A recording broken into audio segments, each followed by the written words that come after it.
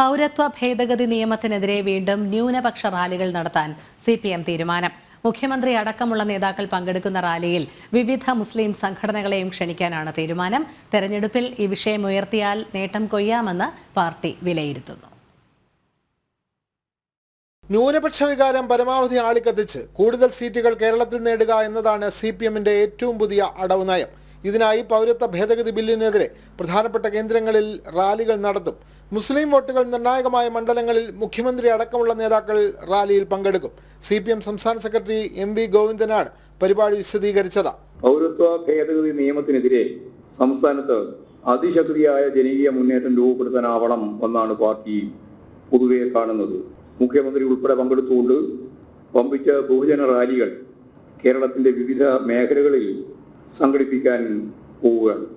ഇക്കാര്യത്തിൽ യോജിക്കാൻ കഴിയുന്ന സമാന ചിന്താഗതിക്കാരായ എല്ലാവരെയും ഉൾപ്പെടുത്തിക്കൊണ്ടായിരിക്കും ഇത്തരത്തിലുള്ള ബഹുജന റാലി കേരളത്തിലെ പ്രധാനപ്പെട്ട കേന്ദ്രങ്ങളിൽ 10,000-കണക്കിന് ആളുകളെ അണിനിരത്തിക്കൊണ്ട് നടത്താൻ ഉദ്ദേശിക്കുന്നു. അതാത് മണ്ഡലങ്ങളിലെ LDF ലോക്സഭാ സ്ഥാനാർത്ഥികളെ കൂടി പങ്കെടുപ്പിച്ച് തെരഞ്ഞെടുപ്പിൽ ന്യൂനപക്ഷ വോട്ടുകൾ സമാഹരിക്കുകയാണ് പാർട്ടി ലക്ഷ്യം. വിവിധ മുസ്ലിം സംഘടനകളെയും പരിപാടികളിലേക്ക് ക്ഷണിക്കുന്നുണ്ട്.